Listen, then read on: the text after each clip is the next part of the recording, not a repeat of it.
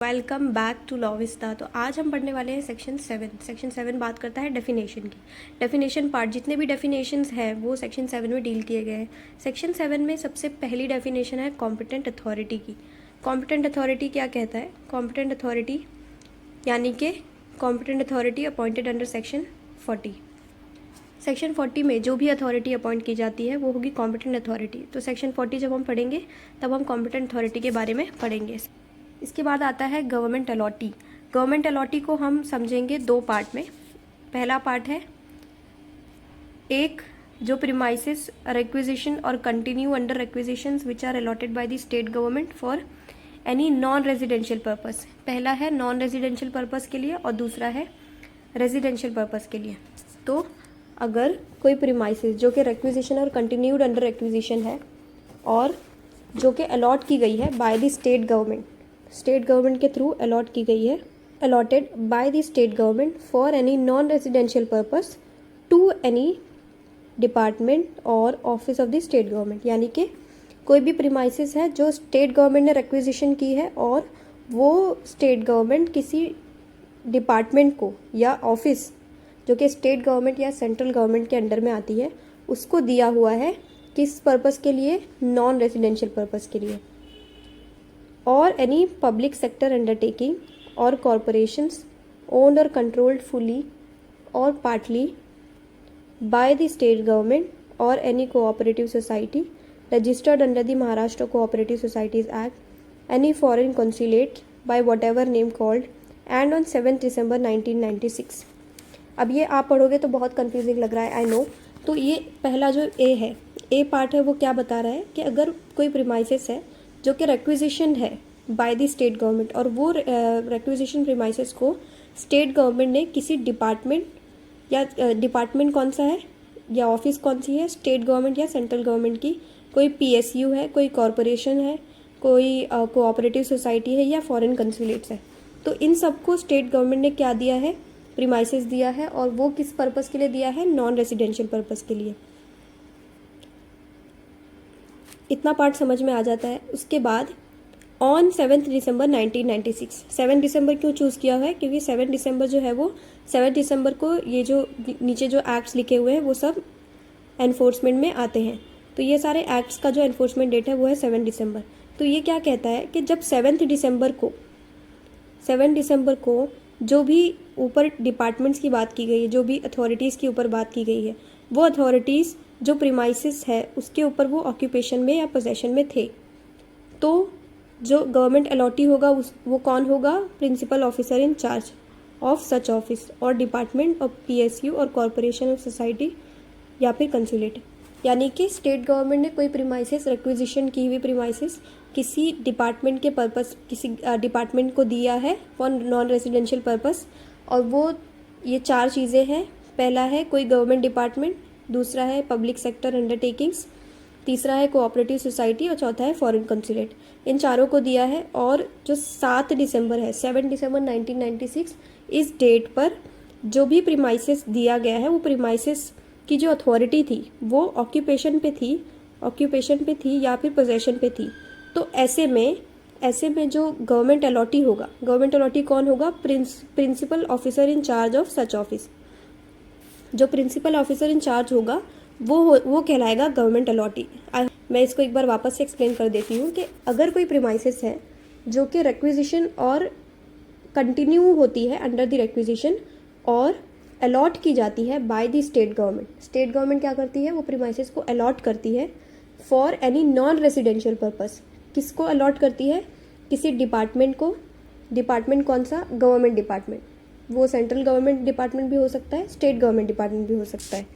तो किसी डिपार्टमेंट को अलॉट किया है या पब्लिक सेक्टर अंडरटेकिंग को दिया है या कोऑपरेटिव सोसाइटी को दिया है या फिर फॉरेन कंसुलेट को दिया है। ये चारों डिपार्टमेंट्स को, ये चारों अथॉरिटीज़ को जो गवर्नमेंट है, स्टेट गवर्नमेंट, उसने अलॉट किया है। तो क्या होगा आगे? ऑन 7 दिसंबर 1996। ये पर्टिकुलर डेट क्यों चूज़ की गई है? क्योंकि ये डेट जो है वो, इस डेट पे नीचे हमारे एक्ट्स दिए हुए हैं, वो सब एक्ट्स जो है वो एनफोर्समेंट में आते हैं। तो इसीलिए ये डेट को चूज़ किया गया है। तो इस डेट पर जो भी ऊपर अथॉरिटीज़ है वो जो प्रीमाइसेस है उसके ऑक्यूपेशन में थी या फिर उसका पोजेशंस उनके पास था। तो कौन होगा गवर्नमेंट अलॉटी, आगे यहाँ पर लिखा हुआ है means the principal officer in charge of such office और डिपार्टमेंट और PSU और कॉरपोरेशन और सोसाइटी और कंसुलेट्स। तो जो प्रिंसिपल ऑफिसर इन चार्ज होगा वो कहलाएगा गवर्नमेंट अलॉटी। बी पार्ट क्या कहता है, सेम चीज़ है, अगर स्टेट गवर्नमेंट ने अलॉट किया है प्रीमाइसेस, लेकिन वो किस लिए अलॉट किया है, पर्पस क्या है यहाँ पे, रेसिडेंशियल पर्पस है, रेसिडेंशियल पर्पस है और सेम डेट है 7 दिसंबर 1996। यहाँ पर भी अगेन सेम रीज़न है कि 7 दिसंबर 1996 क्यों चूज़ किया गया, क्योंकि जो नीचे एक्ट्स दिए हुए हैं वो एक्ट उस डेट को एनफोर्समेंट में आते हैं। तो ऐसे केस में सच पर्सन और his legal higher was in occupation और possession of such premises for his or such legal hire's own residence means such person और legal hire। यहाँ पे क्या कह रहा है कि स्टेट गवर्नमेंट ने क्या किया है, प्रीमाइसेस अलॉट किया है, प्रीमाइसेस अलॉट किया है फॉर रेसिडेंशियल पर्पस। किस लिए, रेसिडेंशियल पर्पस के लिए किसी भी पर्सन को अलॉट किया है और जो डेट है वो है 7 दिसंबर 1996।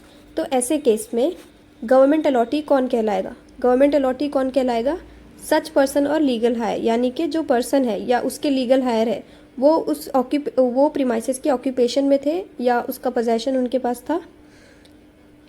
कौन सी प्रीमाइसेस का पोजेशन, जो उनको अलॉट किया गया है बाय द स्टेट गवर्नमेंट। तो ऐसे केस में अगर 7 दिसंबर 1996 में वो पर्सन जो है वो प्रीमाइसेस पे रहता है या उसका पोजेशन उसके पास है, तो जो पर्सन होगा या उसके लीगल हायर होंगे वो गवर्नमेंट अलॉटी कहलाएंगे। आई होप ये गवर्नमेंट अलॉटी की डेफिनेशन आपको समझ में आई होगी। अगेन अगर कोई कन्फ्यूजन है तो आप मुझे कमेंट सेक्शन में पूछ सकते हैं। Now comes the definition of landlord. Landlord में कौन कौन आता है, जो रेंट रिसीव कर रहा है या फिर वो एंटाइटल्ड है रेंट रिसीव करने के लिए, या तो वो खुद रिसीव कर रहा है या तो कोई पर्सन है जिसको एंटाइटलमेंट मिला हुआ है रेंट रिसीव करने का। वो कोई भी प्रीमाइसिस का whether on his own account और एन अकाउंट और ऑन बिहाफ और for the benefit of any person, यानी कि भले ही वो अपने ही अकाउंट में ले रहा है या फिर किसी और के अकाउंट में या किसी के बिहाफ में या किसी के बेनिफिट के लिए, as a trustee, guardian or receiver for any other person or who would so receive the rent or be entitled to receive the rent if the premises were let to a tenant. यानी कि अब तक के कौन कौन आ गया landlord में, एक जो कि रेंट रिसीव कर रहा है, दूसरा जो एंटाइटल्ड है रेंट रिसीव करने के लिए एज ए ट्रस्टी, गार्डियन या फिर रिसीवर एट्सेट्रा, या फिर कोई पर्सन जो कि एंटाइटल होगा अगर जो प्रीमाइसेस है वो रेंट पे दी जाती है टेनेंट को। यही यहाँ पर लिखा हुआ है, if the premises were let to a tenant. तो अगर कोई पर्सन है जो जिसकी प्रीमाइसेस अगर लेट की जाती है टेनेंट को और वो रेंट रिसीव करता है तो वो भी लैंडलॉर्ड कहलाएगा। And includes any person not being a tenant who from time to time derives the title under a landlord. मतलब कि इसमें लैंडलॉर्ड की डेफिनेशन में और कौन कौन आ जा रहा है, and includes any person not being a tenant, यानी कि जो टेनेंट नहीं है लेकिन वो टाइम टू टाइम जो लैंडलॉर्ड है वहाँ से, लैंडलॉर्ड के यहाँ से डिराइव करता है टाइटल, तो वो भी लैंडलॉर्ड कहलाएगा। And further includes in respect of his sub tenant a tenant who has sublet any premises, यानी कि एक पर्सन है जो है लैंडलॉर्ड ने क्या किया है, अपनी प्रीमाइसेस को किसी टेनेंट को दे रखा है,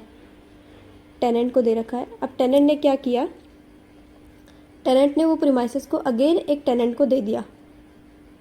तो ऐसे केस में ये जो पर्सन है, ये जो टेनेंट है, ये भी लैंडलॉर्ड कहलाएगा। यहाँ पे ये लिखा हुआ है, and further includes in respect of his sub tenant a tenant who has sublet any premises, यानी इसने सबलेट किया है, क्या किया है, सबलेट।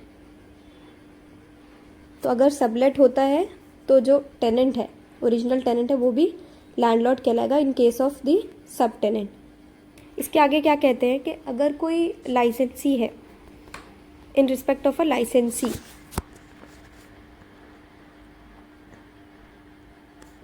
अब क्या कह रहे हैं कि इन रिस्पेक्ट ऑफ अ लाइसेंसी, कौन सा लाइसेंसी, जो कि डीम्ड टेनेंट है, जिसको टेनेंट माना गया है कौन से एक्ट के अंदर, यहाँ पे जो एक्ट दिया हुआ है इस एक्ट के अंदर जो लाइसेंसी है उसको लाइसेंसी कंसिडर किया गया है।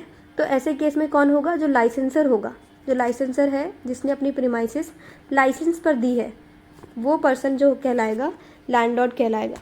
And in respect of the state government, state government के रिस्पेक्ट में कौन हो जाएगा, गवर्नमेंट। अभी हमने पढ़ा है सब क्लॉज बी क्लॉज 2 का, जो क्या कहता है, अगर प्रीमाइसेस रेजिडेंशियल पर्पज़ के लिए गवर्नमेंट ने दी है तो जो पर्सन वहाँ पे रहता है ऑक्यूपेशन में है 7 दिसंबर 1996 को, वो क्या कहलाएगा, गवर्नमेंट अलॉटी। यहीं पे कह रहे हैं ये बात कि इन रिस्पेक्ट ऑफ स्टेट गवर्नमेंट के रिस्पेक्ट में और एज द केस में भी द गवर्नमेंट अलॉटी जो होगा, जो कि डीम्ड टेनेंट है बाय सेक्शन 27। जब हम लोग सेक्शन 27 पढ़ेंगे तो उसमें ये कहा जाता है कि जो भी पर्सन गवर्नमेंट अलॉटी है वो रेंट रिसीव करने के लिए एंटाइटल होता है। तो the person who was entitle to receive the rent if the premises were let to a tenant immediately before the 7 दिसंबर 1996, यानी कि 7 दिसंबर 1996 के इमीडिएटली पहले अगर प्रीमाइसेस रेंट पे दी जाती है तो जो पर्सन एंटाइटल होता है रेंट रिसीव करने के लिए वो पर्सन कहलाएगा लैंडलॉर्ड। नीचे ये दिया हुआ है 7 दिसंबर 1996 क्योंकि वो डेट जो है वो एनफोर्समेंट डेट है और Bombay rents hotel and lodging house जो भी एक्ट है ये इसका जो है वो एनफोर्समेंट डेट है। फिर आती है डेफिनेशन लीगल रिप्रेजेंटेटिव की। लीगल रिप्रेजेंटेटिव मीन्स जो लीगल रिप्रेजेंटेटिव सीपीसी में डिफाइंड है, सिंपल सीपीसी में जो डिफाइंड है वही होगा लीगल रिप्रेजेंटेटिव। एक एडिशन है और क्या क्या इंक्लूड होता है, इन case of joint family property, अगर जॉइंट फैमिली प्रॉपर्टी है तो joint family of which the deceased person was a member, यानी कि अगर एक जॉइंट फैमिली प्रॉपर्टी है और जॉइंट फैमिली प्रॉपर्टी में जो डिसीज्ड है, पर्सन मर गया है, उस पर्सन के जितने भी फैमिली मेंबर्स होंगे, जो जॉइंट फैमिली है वो भी लीगल रिप्रेजेंटेटिव कहलाई जाएगी। तो अब नेक्स्ट डेफिनेशन है लाइसेंसी की। लाइसेंसी में हमें बताया जाता है कि कौन लाइसेंसी होगा और कौन नहीं होगा। तो सेक्शन 7 का सबसेक्शन 5 बताता है कि 2 तरह के लोग लाइसेंसी हैं। पहला, इन ऑर्डिनरी केस कोई पर्सन अगर कोई प्रीमाइसेस पे ऑक्यूपेशन में है और वो ऑक्यूपेशन जो है वो अंडर ए सब्सिस्टिंग अग्रीमेंट है और वो जो लाइसेंस फ़ी है और जो भी चार्ज वगैरह है वो उसे वो दे रहा है, तो वो जो एक ऑर्डिनरी लाइसेंस जो होता है हम पढ़ते हैं, तो वो एक पहली सिचुएशन हो गई।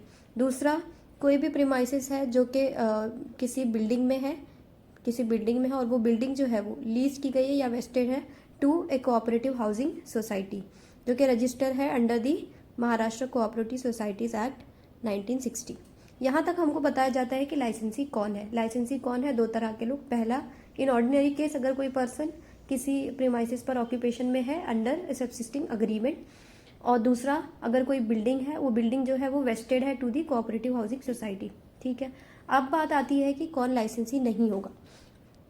यहाँ से बहुत इंपॉर्टेंट क्वेश्चंस बनते हैं स्पेशली प्री में कि आपको 4 ऑप्शंस दिए होंगे और क्वेश्चन होगा कि कौन कौन लाइसेंसी नहीं है, तो ये ध्यान से पढ़ने वाली बात है। तो नीचे जो हम जाएंगे तो इसमें सबसे पहली बात है कि जो पेइंग गेस्ट होते हैं, पेइंग गेस्ट कौन है वो हम आगे पढ़ेंगे। फॉर द टाइम बिंग आप ये समझ लो कि पेइंग गेस्ट जो है वो लाइसेंसी नहीं होगा। And a member of family residing together, जो फैमिली मेंबर साथ में रहते हैं वो भी लाइसेंसी नहीं होंगे। कोई पर्सन है जो कि सर्विस में या एम्प्लॉयमेंट में है, किसके, लाइसेंसर के। अगर लाइसेंसर ने किसी पर्सन को अपने सर्विस या एम्प्लॉयमेंट में रखा हुआ है तो वो पर्सन भी लाइसेंसी नहीं कहलाएगा। और a person conducting a running business, यानी कि एक पर्सन जो है वो एक रनिंग बिजनेस कंडक्ट करता है और जो बिजनेस है वो किसको बिलोंग कर रहा है, लाइसेंसर को। यानी कि लाइसेंसर का एक पर्सन है जो कि एक बिजनेस चला रहा है और वो बिजनेस जो है वो किसको बिलोंग करता है, लाइसेंसर को। तो वो पर्सन भी कौन नहीं कहलाएगा, लाइसेंसी नहीं कहलाएगा। और a person having any accommodation for rendering और कैरिंग ऑन मेडिकल और पैरामेडिकल सर्विसेज। आगे जो एक्टिविटीज़ है और जो भी आगे टर्म्स है वो आप एक बार पढ़ लीजिएगा। तो यहाँ पे क्या बता रहा है कि कोई पर्सन है जिसका अकोमोडेशन है, जो कहीं पर रहता है और वो जो है वो क्या कर रहा है, एक तो सर्विसेज चला रहा है, पैरामेडिक हो गई या फिर मेडिकल हो गई, कोई एक्टिविटीज़ है जो कि है नियर नर्सिंग होम, हॉस्पिटल, सैनिटोरियम्स, ये सब तरह की जो भी चीज़ें हैं, तो वो पर्सन भी जो होगा वो क्या नहीं कहलाएगा, लाइसेंसी नहीं कहलाएगा। और अगर कोई पर्सन है जिसका अकोमोडेशन है होटल में, लॉजिंग हाउस में, हॉस्टल में, guest house, club, nursing home, आगे कहते हैं कि यहाँ से और in any premises belonging to और हेल्ड बाय एन एम्प्लॉइज और हिज स्पाउस। यहाँ से यहाँ पे क्या बात की गई है कि समझ लो कि कोई एम्प्लॉई है या उसके स्पाउस है, तो उन लोगों के पास में कोई प्रीमाइसेस है और वो प्रीमाइसेस पर जो है वो लोग रहते नहीं है। क्यों नहीं रहते हैं? क्योंकि उनका जो जॉब है, जॉब का जो पोस्ट है, वो पोस्ट का नेचर ऐसा है कि वो लोगों को अलग जगह पे शिफ्ट होना पड़ता है। ये आगे यही लिखा हुआ है, account of exigencies of services और provisions of residence attach to his और हर पोस्ट और office is temporarily not occupying the premises. तो वो उस जगह पर नहीं रह रहे क्योंकि उनका पोस्ट ऐसा है, उनका जो नेचर ऑफ वर्क है वो ऐसा है। प्रोवाइडेड दैट ही और she charges licence fee or charge for such premises of the employee or spouse not exceeding the standard rent and permitted increase. यानी कि जो पर्सन है वो पर्सन क्या कर रहा है, किसी दूसरे पर्सन को वहाँ पे रख रहा है और उससे जो लाइसेंस फ़ी है और जो चार्ज वगैरह है जो भी है वो उससे ले रहा है, तो वो जो पर्सन वहाँ रह रहा है वो लाइसेंसी कहलाएगा। यही बात आगे की गई है, वो जो पर्सन होगा वो लाइसेंसी कहलाएगा। या फिर कोई अगर एडिशनल सम ऑफ सर्विसेज है जो कि प्रीमाइसेस के साथ साथ सप्लाई होती है, तो इस केस में जो पर्सन है जो प्रीमाइसेस पे रहता है वो लाइसेंसी कहलाएगा। और अगर कोई पर्सन है जिसका कोई अकोमोडेशन है इन एनी प्रीमाइसेस, किसी प्रीमाइसेस पे, for conducting a canteen, creche, dispensary or other services as amenities by any undertaking or institution. आगे भी वही बात है कि किसी पर्सन का अगर अकोमोडेशन है और वो क्या कंडक्ट कर रहा है, आगे जो टर्म्स है आप वो पढ़ सकते हो। तो ये हमने पढ़ लिया लाइसेंसी के कॉन्टेक्स्ट में। तो लाइसेंसी कौन होगा? जो कि किसी प्रीमाइसेस पे रहता है। तो अकॉर्डिंगली हम लाइसेंसर कौन होगा वो लोग कंस्टिट्यूट कर सकते हैं, और जो प्रीमाइसेस है, प्रीमाइसेस को भी हम लोग अकॉर्डिंगली इंटरप्रेट कर सकते हैं अकॉर्डिंग टू द सिचुएशन। क्योंकि लाइसेंसी के बारे में हमने पढ़ लिया है तो आगे यही कह रहा है। आगे की डेफिनेशन आती है सेक्शन 7 का सबसेक्शन 6 जो बात करता है लोकल अथॉरिटी की। लोकल अथॉरिटी पे आप ऐसे समझ लो, एक शॉर्ट फॉर्म लिख लो, MMC। First is MMC, that is Mumbai municipal corporation, which is constituted under the Mumbai municipal corporation act. फिर आ जाता है NMC यानी कि Nagpur municipal corporation. Clause A में, अभी हम क्लॉज ए की बात कर रहे हैं, तो क्लॉज ए में ये 3 टर्म्स आप लिख सकते हो, शॉर्ट फॉर्म एंड MC। तो MMC is for Mumbai municipal corporation, Nagpur municipal corporation or any municipal corporation constitute in respect of any city. ये जो एक्ट्स है वो भी एक बार पढ़ लेना। तो ये जो शॉर्ट फॉर्म हो जाएंगे ये आपको क्लॉज ए को याद रखने में मदद करेंगे। इसके बाद आता है क्लॉज बी। क्लॉज बी कहता है म्यूनिसिपल काउंसिल्स। म्यूनिसिपल काउंसिल जो है वो जो कंस्टिट्यूट की गई है under the Maharashtra municipal councils, Nagar panchayat and industrial township act 1965। तो ये एक्ट में जो म्यूनिसिपल काउंसिल है वो क्या कहलाएगी? Local authority. क्लॉज सी कहता है जिला परिषद एंड पंचायत समिति। डी कहता है विलेज पंचायत। ई क्या कहता है? Cantonment, constituted under the cantonments act 1924। F कहता है नागपुर इम्प्रूवमेंट ट्रस्ट। जी कहता है Maharashtra housing and area development authority or a board यानी कि महाड़ा और एनी बोर्ड।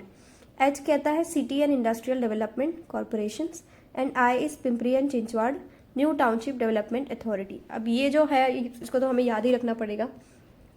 तो ये जो सारी चीज़ें हैं ये हो जाएगी हमारी लोकल अथॉरिटी। फिर आता है हमारा सेक्शन 7 का सब सेक्शन 7 यानी कि पेइंग गेस्ट।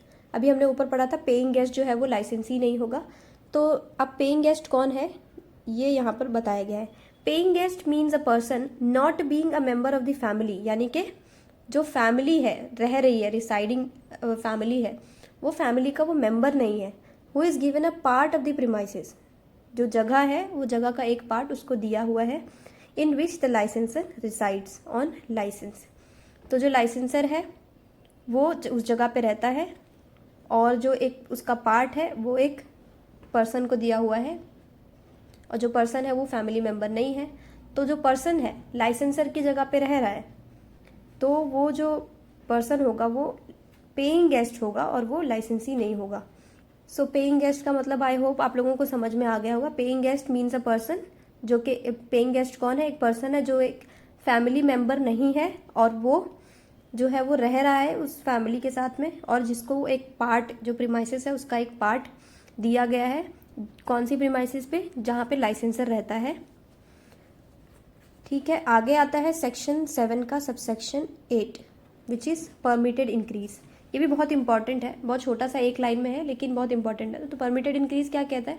परमिटेड इंक्रीज मतलब कि जो इंक्रीमेंट, जो इंक्रीज हमारे रेंट है, जो रेंट में जो थोड़ा सा इंक्रीज होता है जो कि परमिटेड है, जो कि अलाउड है, means an increase in rent permitted under the provisions of this act. यानी कि जो इस एक्ट के प्रोविजंस के अकॉर्डिंग अलाउड है रेंट में इंक्रीज करना, जो भी अमाउंट है, तो वो जो बढ़ा हुआ अमाउंट रहेगा वो क्या कहलाएगा? Permitted increase. आगे आता है 9, सबसेक्शन 9 कहता है प्रीमाइसिस। प्रीमाइसिस का मतलब हो गया any building or part of a building, यानी कि किसी बिल्डिंग या बिल्डिंग का कोई पार्ट जो कि सेपरेटली रेंट पे या फिर लाइसेंस पे दिया हुआ है। यहाँ पे एक एक्सेप्शन है, other than a farm building. Farm building है उससे हम लोग यहाँ पे प्रीमाइसिस नहीं समझ रहे हैं। इंक्लूडिंग, अब यहाँ पे कुछ चीज़ें इंक्लूड हो रही है। पहला, the gardens, grounds, garages and outhouses if any appurtenant to any such building or part of a building. यानी किसी बिल्डिंग से कोई गार्डन है, कोई ग्राउंड है, कोई गैराज या आउट हाउसेज है, अगर वो साथ में है बिल्डिंग के तो वो भी इंक्लूड होंगे। और जो सेकेंड पार्ट है वो कहता है फिटिंग्स, अगर कोई फिटिंग है, कोई स्ट्रक्चर है जो बिल्डिंग से अफिक्स्ड है, बिल्डिंग से अटैच्ड है, और part of a building for more beneficial enjoyment thereof, यानी कि किसी बिल्डिंग के साथ में कोई एक स्ट्रक्चर है या फिर कोई फिटिंग है जो अटैच्ड की हुई है ताकि उसका मोर बेनिफिशियल यूज हो सके, बिल्डिंग को अच्छे से यूज करने के लिए, तो वो भी क्या होगा? इंक्लूड होगा प्रीमाइसिस में।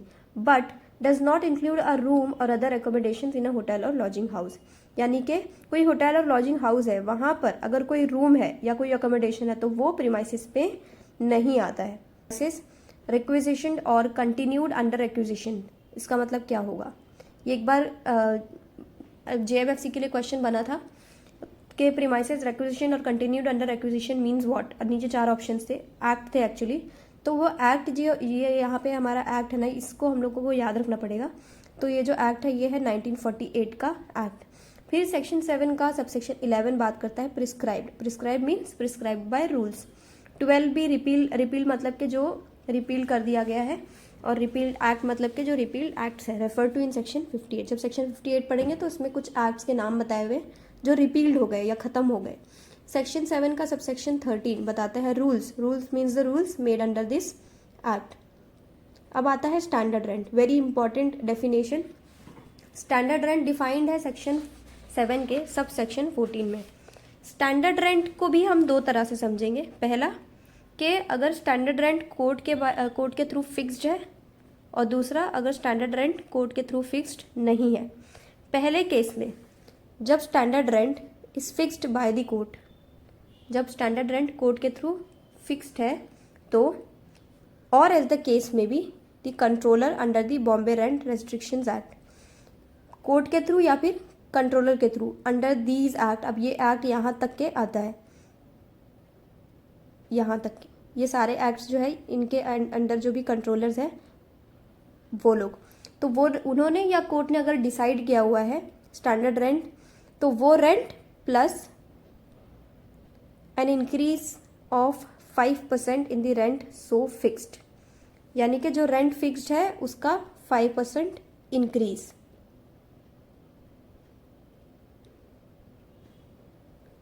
वो कहलाएगा standard rent.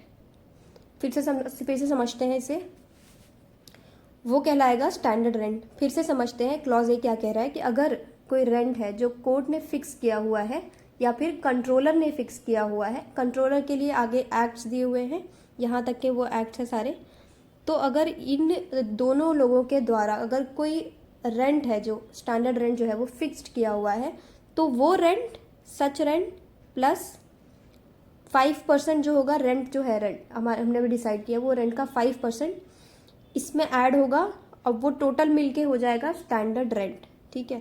Second situation where the standard rent or fair rent is not fixed, जब वो रेंट फिक्स्ड नहीं है तब क्या?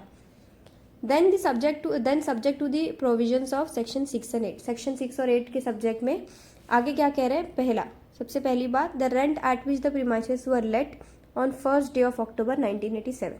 तब स्टैंडर्ड रेंट क्या होगा अगर कोर्ट ने नहीं फिक्स किया है? तो पहली सिचुएशन में जो भी रेंट डिसाइड हुआ था जबकि प्रीमाइसेस लेट की गई थी on first day of October 1987, यानी कि जब फर्स्ट डे ऑफ अक्टूबर 1987 में प्रीमाइसेस को रेंट पे दिया गया था तब जो रेंट फिक्स किया गया था वो, और where the premises were not let on first day of October, जब फर्स्ट डे ऑफ अक्टूबर 1987 में प्रीमाइसेस नहीं लेट की गई थी, या फिर वो रेंट जब फर्स्ट डे ऑफ अक्टूबर के पहले रेंट पे दिया गया था, यानी कि फर्स्ट डे ऑफ अक्टूबर एक डेट पकड़ लो आप, उस दिन पर अगर प्रीमाइसेस लेट नहीं की गई थी, पहली सिचुएशन क्या बोला कि अगर फर्स्ट डे ऑफ अक्टूबर पे लेट की गई थी तो वो उस केस में जो रेंट है वो, सेकेंड सिचुएशन में अगर फर्स्ट डे ऑफ अक्टूबर पे लेट नहीं की गई थी और the rent at which they were last let before that day, यानी कि समझ लो फर्स्ट डे ऑफ अक्टूबर 1987 के पहले कभी भी जो प्रीमाइसेस है वो रेंट पे दी गई थी, तो वो जो रेंट है वो plus an increase of 5% in the rent of the premises let before the first day of October 1987। फिर से समझते हैं, फर्स्ट डे ऑफ अक्टूबर है 1987 का, इस दिन प्रीमाइसेस रेंट पे दी गई, तो उस वक्त जो रेंट था वो कहलाएगा स्टैंडर्ड रेंट, पहली सिचुएशन। दूसरा, अगर फर्स्ट डे ऑफ अक्टूबर 1987 को वो प्रीमाइसेस रेंट पे नहीं दी गई थी तो कोई भी date before any date of first day of October 1987 के पहले की कोई भी डेट, उस दिन जो प्रीमाइसेस रेंट पे दी गई थी तो वो रेंट प्लस, अब उस रेंट में प्लस किया जाएगा increase of 5% in the rent of the premises, यानी कि 1987 के पहले समझ लो फॉर इंस्टेंस 50 रुपये रेंट था 1987 के पहले, समझ लो कि किसी जुलाई के मंथ में दिया था लास्ट, उसके बाद नहीं दिया गया, तो जुलाई के मंथ में 50 रुपये रेंट था तो 50 रुपये का 5% भी इसमें प्लस हो जाएगा और वो कहलाएगा हमारा standard rent. And in any of the cases specified in section 8 the rent fixed by the court, section 8 पढ़ेंगे तो उसमें जो भी केसेस स्पेसिफाइड है उन सारे ही केसेस में अगर जो रेंट है वो रेंट कोर्ट ने फिक्स किया हुआ है तो वो कहलाएगा हमारा स्टैंडर्ड रेंट। आई होप कि ये समझ में आया हो, लेकिन अभी भी अगर कोई डाउट है तो आप मुझे कमेंट सेक्शन में पूछ सकते हैं। फिर आता है सेक्शन 7 का सबसेक्शन 15। सेक्शन 7 का सबसेक्शन 15 कहता है टेनेंट। टेनेंट भी बहुत डेफिनेशन जो है टेनेंट की बहुत इंपॉर्टेंट है। ये क्या कहता है, टेनेंट मीन्स कोई भी पर्सन बाय और on whose account rent is payable for any premises, यानी कि कोई पर्सन है जो खुद जो है रेंट पे कर रहा है या फिर उसके अकाउंट से कोई जो रेंट है वो पेएबल है, तो पहला क्या है, सच पर्सन, तो ऐसे केस में जो पर्सन है वो खुद टेनेंट कहलाएगा। दूसरा,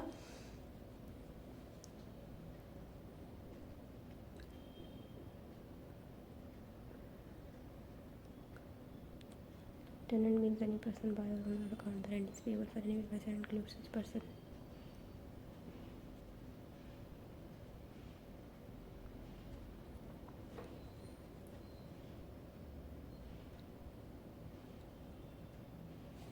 यानी कि कोई पर्सन है जो खुद रेंट पे कर रहा है या फिर उसके अकाउंट से रेंट पेएबल है, ये एक ऑर्डिनरी सिचुएशन है। आगे बताता है क्लॉज ए कहता है सच पर्सन। सच पर्सन कौन, पहला हु इज़ अ टेनेंट जो कि टेनेंट है, दूसरा who is a deemed tenant जो कि डीम्ड टेनेंट है जिसको टेनेंट मान लिया गया है बाय द लॉ, तीसरा who is a sub tenant as permitted under a contract और बाय द परमिशंस और कंसेंट ऑफ द लैंडलॉर्ड, यानी कि किसी टेनेंट ने by the permission of the landlord वो जो प्रीमाइसेस है उसको सब टेनेंसी पे रख दिया है, किसी और टेनेंट को अपने अंडर में प्रीमाइसेस को रेंट पे दे दिया है, तो ऐसे केस में जो सब टेनेंट है वो भी टेनेंट कहलाएगा। Fourth situation is who has derive title under a tenant, अगर कोई टेनेंट है उसके अंडर में किसी पर्सन ने टाइटल डिराइव किया है टेनेंट का, तो वो भी क्या कहलाएगा, टेनेंट।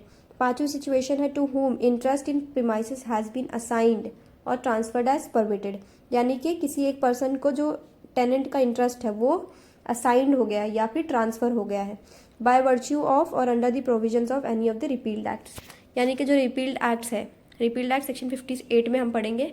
रिपील्ड एक्ट के अंदर अगर किसी पर्सन को जो राइट्स है वो जो इंटरेस्ट है जो रिपील्ड एक्ट में वो पर्सन को जो इंटरेस्ट है, किसका इंटरेस्ट, टेनेंट का इंटरेस्ट ट्रांसफ़र हो गया है या असाइन हो गया है, तो ये भी क्या कहलाएगा, टेनेंट कहलाएगा।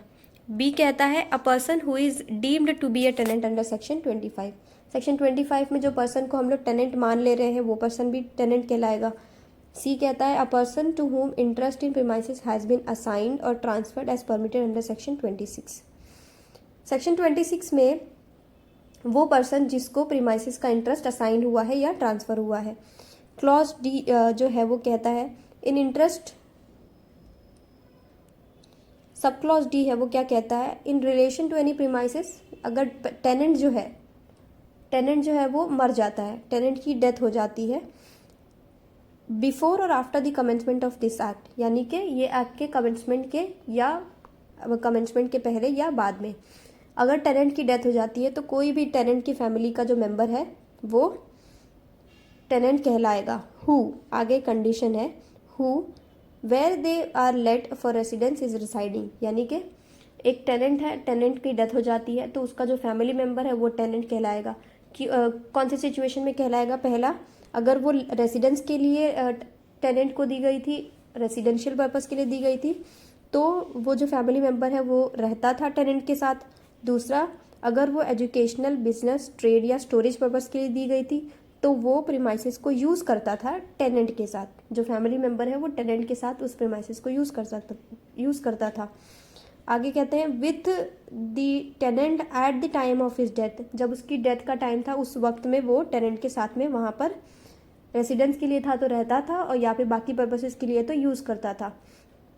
और in the absence of such member, अगर वो मेंबर भी नहीं है, any of the legal heir of the deceased tenant, जो डिसीज टेनेंट है उसके legal heirs, as may be decided in the absence of agreement by the court, अगर कोई अग्रीमेंट नहीं है तो कोर्ट ने डिसाइड किया है तो लीगल हायर जो होंगे वो भी टेनेंट कहलाएंगे। आगे एक एक्सप्लेनेशन आता है, एक्सप्लेनेशन कहता है the provisions of this clause for transmission of tenancy shall not be restricted to the death of the original tenant but shall apply even on the death of any subsequent tenant who becomes tenant under these provisions on the death of the last preceding tenant। ये पढ़ने में confusing लग रहा है लेकिन ये क्या कह रहा है कि अगर एक लैंडलॉर्ड है, ऑर्डिनरी सिचुएशन समझ लो, एक लैंडलॉर्ड होता है, एक टेनेंट होता है। अब टेनेंट ने क्या किया हुआ है, टेनेंट ने उसको उस प्रीमाइसेस को किसी अगेन एक पर्सन को टेनेंसी पे दे दिया, यानी कि सब टेनेंट रख लिया है उसने। तो ये जो टेनेंट वाला आगे हमने ऊपर पढ़ा हुआ है कि टेनेंट की डेथ हो जाती है तो ये पर्सन जो होंगे वो टेनेंट कहलाएंगे, ये सिर्फ उस टेनेंट के लिए अप्लाई नहीं होता, सब टेनेंट के केस में भी, जो सब टेनेंट है उस केस में भी ये जो है सिचुएशन अप्लाई होती है। अब आगे हम प्रोविजंस पढ़ेंगे तो उसमें क्या बताया गया है कि जो सब टेनेंट है, अगर वो by the consent of the landlord tenancy पे दिया हुआ है, सब टेनेंसी पे जो भी कंसेंट लगता है लैंडलॉर्ड का वो सब अप्रूव करके सब टेनेंसी पे दिया गया है, तो जो सब टेनेंट होता है ना वो जो लैंडलॉर्ड है और टेनेंट है, ये दोनों का रिलेशन जो है, अब ये हम एग्जांपल से समझते हैं। एक होता है लैंडलॉर्ड ने एक टेनेंट रख लिया, टेनेंट ने क्या किया, आगे एक सब टेनेंट रख लिया। अब टेनेंट की डेथ हो जाती है तो आगे हम प्रोविजंस पढ़ेंगे तो वहाँ पे क्या बताया है कि जो सब टेनेंट होता है वो टेनेंट बन जाता है, वो टेनेंट की पोजीशन एक्वायर कर लेता है।